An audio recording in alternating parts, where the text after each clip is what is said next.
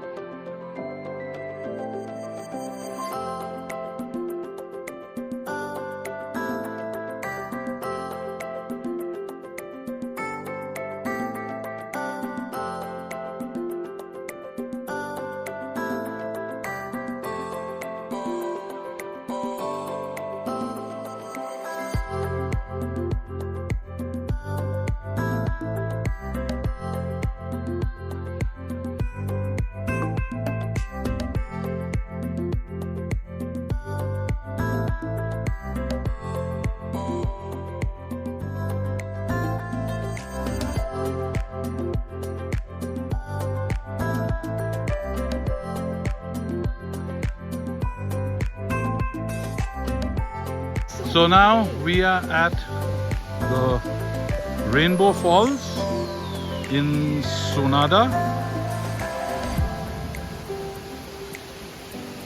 and this is the view of the place.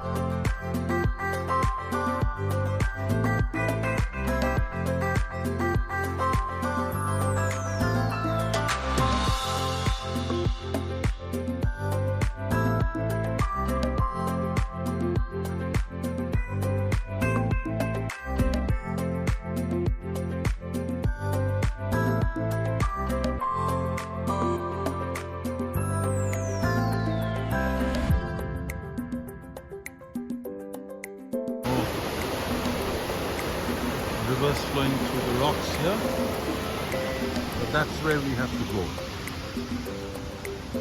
One step at a time, and we'll get there.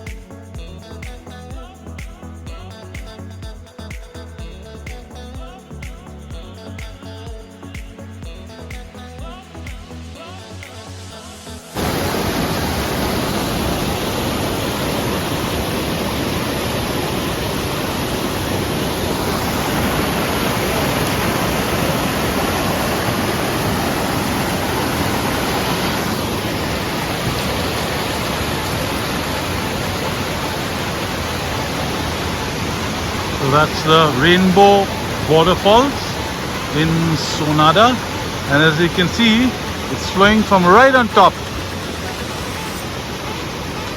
It's flowing from right on top there, and coming down all the way there.